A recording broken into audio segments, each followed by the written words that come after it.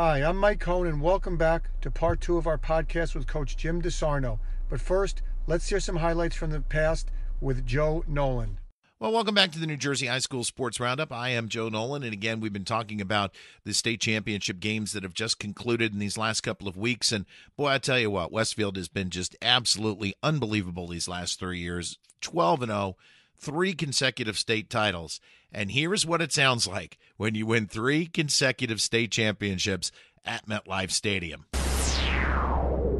As Kelly takes a knee, and for the first time since 1977, the Westfield High School Blue Devils are state champions. Wow, what a game. What a state championship game. For the 10th time in school history, an undefeated football season. And get ready downtown Westfield for a lot of happy returning parents. Nick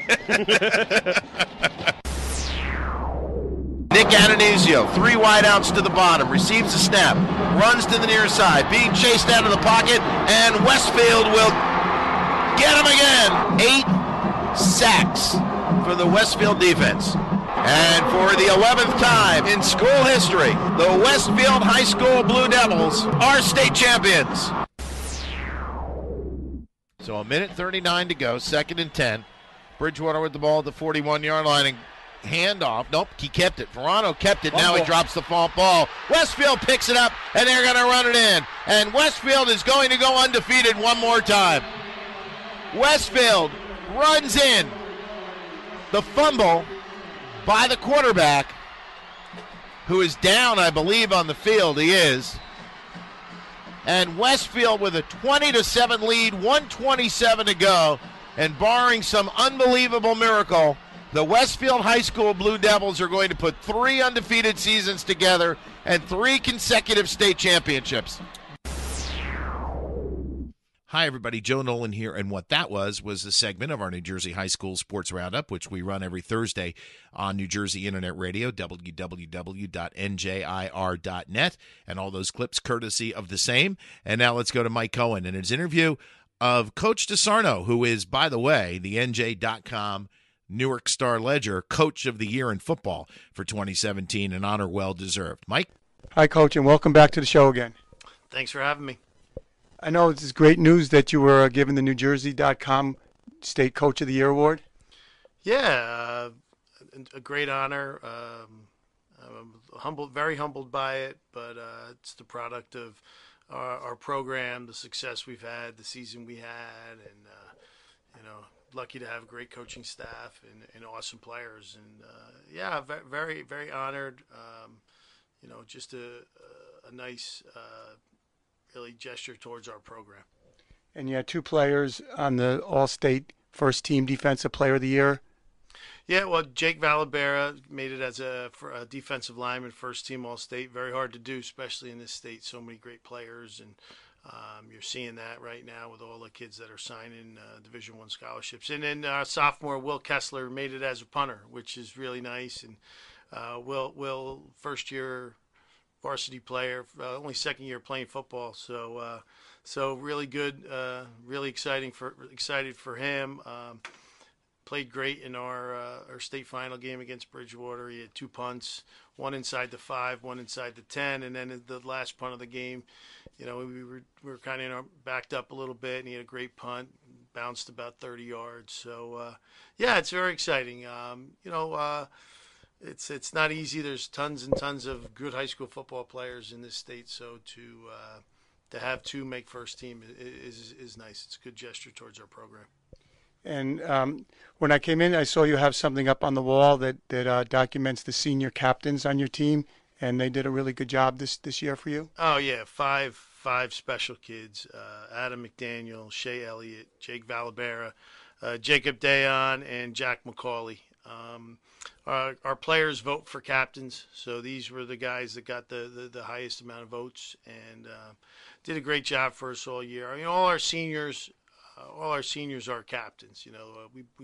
We really preach that and expect that from our seniors to all take on leadership roles. But these 5 guys, did a great job for us on and off the field, and that's important. And whether it's setting an example in the weight room, making sure the younger kids are doing things the right way, making sure things off the field are going smoothly, and then just on the field stuff too. Just showing the things that we like to show. Great sportsmanship, great leadership, and a great respect for whether it's our opponents, the referees, their own guys, and they do a great job. They did a great job. And you have underclassmen that are coming up, as well as the quarterback Hank Shapiro. You have a running back and Tim Allegra and other starters who are sophomores and juniors. Yeah, we had a bunch of sophomores start this year and take on big roles. Hank was our quarterback and really had a good year. Got better as the year went on. Really played well against Bridgewater. Tim Allegro was a running back for us. Split time at the tailback position. Still almost gained 1,000 yards. Declan McCauley, Jack's brother, played left tackle for us. Did a great job. Colin Freer was a tight end for us. Had a nice season. Griffin Rooney, about mid-season, worked his way into the starting lineup. So those were all our offensive sophomore starters. And Will, besides punting and doing the kickoffs, was also an outside linebacker for us. So we had 6 really strong sophomores. They usually say if you start for every sophomore you start, you're going to lose a game. Well, we started 6 of them, and that didn't. Thank God that didn't come true for us. And then we had some juniors this year. Offensively, Emmett Smith did a really nice job for us as a receiver. And then on defense, we had Noah Levy as a defensive lineman, and then we had Jordan Simpson, which was he did a great job for us in the secondary. So those are some of our underclassmen guys that we're going to count on next year, big time. And they're going to have to take on some leadership role next year. Oh, absolutely, absolutely. This junior class that'll be seniors next year, that responsibility of leadership is going to fall on them, and they need to start right now. The guys that are not in a winter sport, in the weight room and doing all the things they need to do to get bigger, faster, and stronger for next year. Well, Coach, we have a special event today. We have our listeners have responded with some questions they'd like to ask you. So I'd like to get started with that. All right, let's go. Okay, the first one is from Bernie Wagonblast, and he's a longtime radio traffic reporter on CBS News, and he lives in Cranford. Here's his question.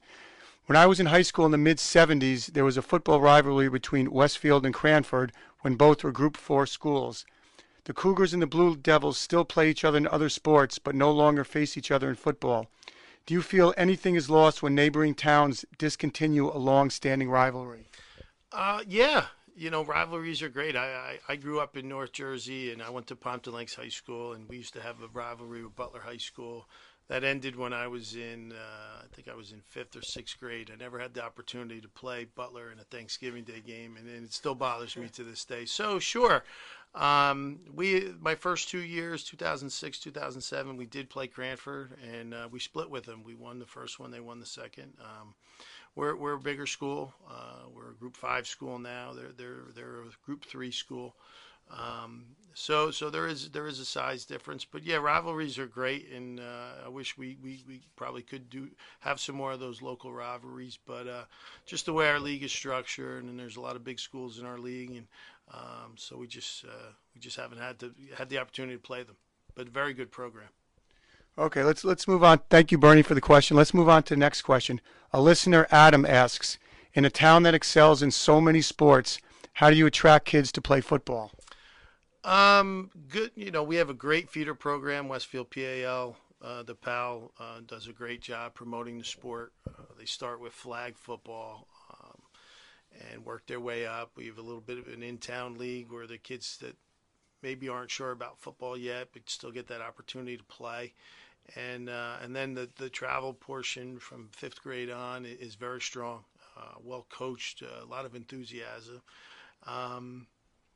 It's a big school, and we have tremendous participation in all the sports here. We probably have close to 300 boys and girls that do high school cross country at our school, and our track program is huge.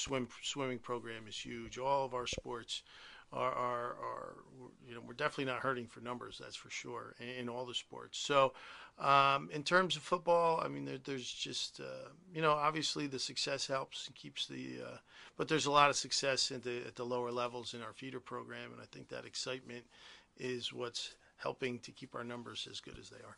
Just along those lines, today there's a lot of distraction with cell phones and and all kinds of technology. Do you find the football helps to keep them focused and away from those type of things? I don't know about that. Probably, 2 hours a day it sure does. They can't bring their cell phones out on the practice field, although I think some of them might wish they could.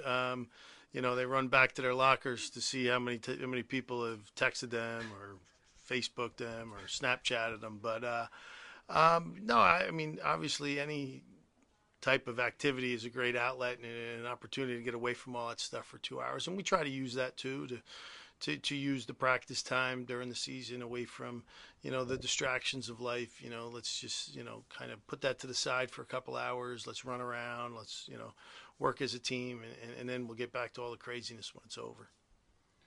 Okay, Coach, we have our next question is from Todd Korth. He's my former editor of the Packer Report, and he's from Green Bay, Wisconsin. He listens to the podcasts, and he asks, do you have any superstitions before each game? I don't, nothing too specific, try to stay consistent with the things that I do. And we have some coaches and some players that are pretty superstitious. I don't think I'm on that level yet, but no, nothing too specific. Definitely a routine guy. I'm definitely a routine guy, but not a superstitious guy. But do you get a cup of coffee from the same deli every place on the way? No, not stuff like that. But just trying to be in the right, trying to have things done and out of the way at certain points of a game day, so I don't have to worry as the day goes on. But no, not that. As I said, more about being organized and less about being superstitious. Okay, our next question is from Dante Dennis. He's from Rahway, and he actually played football at Rahway. He was an all-state or all-star linebacker. I'm sorry. He went to play at the University of Maine, where he broke many records for tackles, and he played briefly. He was in training camp with the St. Louis Rams, so he's got a little knowledge of football. His question is there any pressure building up around the school or among the players on holding a perfect record? Is there any dynasty talk in the atmosphere? Obviously people talk, but that's the last thing we want to put on our kids. We don't approach it as pressure. We kind of embraced it this year. Let's enjoy it for what it's worth, but also understand what comes with it. One of the things that this team's had to endure is that every team we play, it's their Super Bowl. They bring in their best week in and week out because they want to beat the streak. And I love the way our seniors in our team took that challenge. And they took it as a challenge and, made the best of it. But, obviously there's always going to be talk. But I think if you walk the halls of this school, you probably don't even know who the football players are. So that's a good thing. Well, for some of to make sure we're clear on what a dynasty is, a dynasty in sports, I would say, is winning maybe 4 or 5 or 6 titles in a row. Right, so we're not there yet. So, but I can tell you we're very happy with where we're at, and to win 3 in a row is special. And but we move on. We're trying to keep doing the same things we've been doing after each of the other 2. So. Okay, thank you, Dante, for that question. Oh, Jackie Lieberman, the editor of Tap Into Westfield, asks, where do you like to celebrate after a win? Oh, I thought she was going to ask something about why does it take you so long to get back to her? Because she emails me a lot. I feel bad. I don't always get back to her on time. We have our places. We have a place where we kind of get together. I'm going to just leave it at that. But yeah, we usually. Win or lose too. It's not just after the wins, but you always need a place to kind of decompress after the game and let off a little steam, and then back to work. But yeah, we have a place, but I'll just leave it at that. We had some other questions along those lines. Do you have a favorite? Like, do you and your wife have a favorite place you like to eat in Westfield or go in Westfield? Well, it's funny you say that. We were invited to a dinner at Ferraro's the other night, and we were talking. My wife's from Union, so she grew up pretty close to Westfield, and We were talking about how Ferraro's was before they had the fire, and we used to go eat at the pizza place and order off the dinner menu, and because it was the same kitchen, so the food was delicious and it was a little cheaper. So, but that was a long time ago. But yeah, we've been to Ferraro's quite a few times.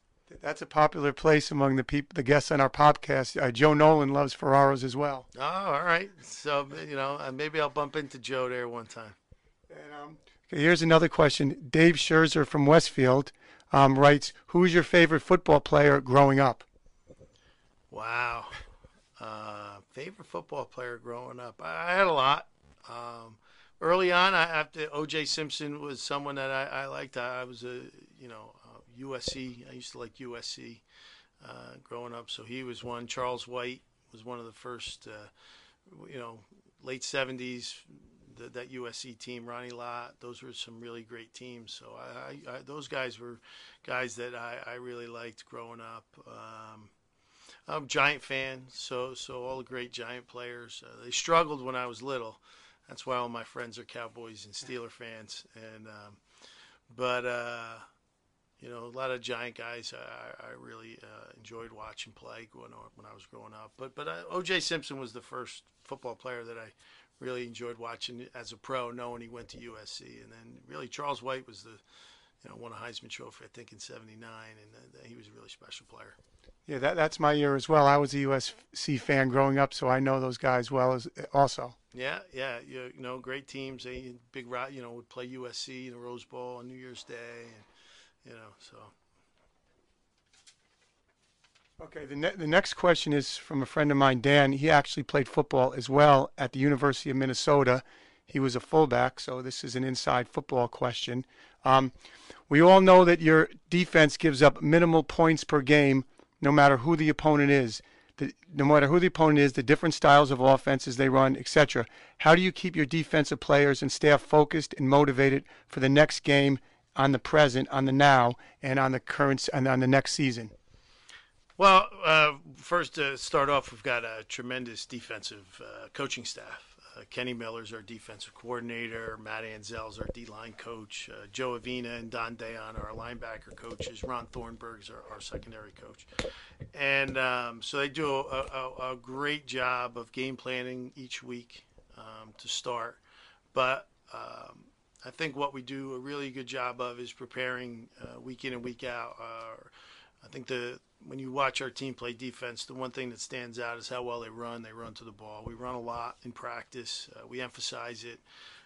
So because there's so many different types of offenses, one week it's a spread offense, the next week it's tight, it's a pro style, it's a wing tee, it's a combination of all of those. And so, we kind of worry about ourselves first, get ourselves in the best shape we can. We work on again, running to the football, being physical, being good tacklers. But having that great coaching staff that week in and week out prepares our kids is one of our biggest strengths. He also asked, do you put your better athletes on defense? Like, how do you decide who plays where? Well, we've been lucky enough the last couple of years to be able to two platoons, so where our guys go on offense and defense. We try to be as balanced as we can, but if someone shows a skill and an ability on a defensive side more than offense, we're going to put them over there. We've probably, I don't know about as much this year, but in past years probably sacrificed on the offensive line a little bit to be a little stronger on defense, and even sometimes in the backfield. But it's helped us, and again, defense wins championships, and we've played great defense the last 3 years specifically, but really the last 12 years. Okay, here's a question. Stephen, a listener, asks, after the controversy this Sunday about spotting the ball where the NFL official had a note card in between the ball and the chain to see the distance, other sports have used chips and balls, such as soccer and tennis. They put them on the lines. How do you see technology helping in your sport during games? I don't know. I waver on this because I guess I consider myself old school and just wish you could just play the games and not have to worry about all instant replay. And I think it puts so much added pressure on officials, and they had their jobs hard enough. And I don't know where it's going. High school football, I know some states have are trying to figure out ways to incorporate instant replay. But I just don't see how you could do it in the high school level where there's no consistency on film angles and the type of people that film. And some schools hire companies, other schools have students do it, other schools you never know if they're going to film a game. So I don't know. I do know that all of this technology is great if it's used well and used properly. But you're also I think you put a lot of added pressure on officials in these situations, and I don't know where it leads to. Have you ever, in your days or playing or coaching, seen an index card? I actually have. I have seen referees pull a card out to swipe it. I didn't see that play on Sunday, but I have seen officials use the card. I actually have seen that before, once or twice. So when they say it's a game of inches or millimeters, or Sure. I mean, an index card is pretty thin. It sure is, and it also shows, how hard the referees want to get it right, how much they want to get it right as well. Okay. Another listener, Rodney, asks, how much do you get involved in helping your players obtain football scholarship opportunities? It's what we do now. That's part of being a high school football coach. It's what makes it a 12-month job. Since the season, they started before the season ended. I think we've had 32, 33 schools come through our building to try and talk to our kids, and it's a business. It's not as easy as it thinks. You just can't blink and your players have scholarships. There's a lot that goes with it, but we're constantly on the phone, emailing, sending film, trying to talk to the coaches and trying to get them to believe in our kids. But yeah, that's all that's a big part. If it's not something you do year round, it's the biggest thing you do in the off season is the recruiting aspect, trying to get your kids recruited. And where have some of your kids played in recent years? Well, right now, just going backwards, we've got Owen Kessler's playing at Georgetown right now. Jack Simcox is a linebacker at Princeton. They're the highest level players we have. We've got a bunch of kids playing at Division III level. Ish Glasgow is a running back at Springfield, and I'm probably going to forget some, so I apologize. Brett Robertshaw is playing a defensive back at Wesleyan. Tom Anderson just finished up at Misericordia in Pennsylvania. The Elliott brothers, Dylan's at Montclair, Sean's at Muhlenberg. Who we got? We got a lot. Max Schwetchy's out playing at Dickinson, doing really well. Jeff Gagum's playing at Kane, had a really nice year. I know I'm going to probably missing a couple of kids, and I'm sorry. It'll come to me hopefully by the end of this interview. Wow, so it sounds like these guys have left here and gone on to play football. Yeah, and we've had quite a few. We haven't had the big Division I player, but we've done pretty well without that. But those Division I players are. We haven't had the 6'7", 310-pound lineman either, and those are the type kids that get scholarships. And we have a question from a sixth grader. All right. Question is, do you get a lot of requests? His name is Sam. Do you get a lot of requests from other coaches to ask you questions and visit your team since you've had so much success? Yeah, we've had a couple of schools that came and visit with us and talked to a coach just the other day who wanted to come and meet with our defensive staff. And we do the same thing. We try to get out and guys that are having success and find out what they're doing and see if it fits what we do. But yeah, we've had a couple. It's a nice feeling, I can tell you that. But yeah, we have had a couple. We had a school come down with a couple of coaches from North Jersey last year and spend about an hour here just asking a lot of questions and trying to get a feel for what we do and why we do it. But we've had some coaches come watch us practice near the end of the year, and we have. Any like Pop Warner coaches or? Well, we work. We do clinics and stuff with our Pop Warner guy or our youth guys in town. No other towns have really asked us at that level, but we'd be open to it. But we clinic with the PAL guys and. Try to. There's an open invitation. Some of the guys will come watch us practice, and love for them to get right up into it and see what we're doing. We get that opportunity as high school coaches at the college level, and it's helpful. And that's the final question from our readers. Now, I have one question for myself. Based after we finished our last podcast last Thursday, you mentioned that you thought about it, that the 3 game plans and all the final games were all really different, and you were thinking about that, and it was really interesting what you thought about that. Yeah, we we were a little bit different. And I was thinking more offensively, but we were a little bit different each of those years, and certain things worked in our first game that weren't going to work, and they took away in the second game, and in the third game, from just what we had seen on film, it just the game planning and the game plan really played out. The things that we practiced, a lot of times it doesn't happen. You spend, an example is our Ridge game in the playoffs. They changed their defensive front completely. So everything we worked on and felt good about all week in practice got thrown out the window midway through the first drive. And then we had to go back to things that we were practicing the whole year. But, yeah, it was interesting that, part of our preparation was to look back at those games and some of the plays that we had really success with in 2016, we didn't even run in 2017. And some of the routes especially in the pass game 2015, we never were able to do that. But the one thing I've always said is it's 3 different teams, and 3 different teams doing things 3 different ways. But yeah, definitely 3 different game plans, that's for sure. And actually, we had one question that didn't make the list, but somebody wanted to ask this question.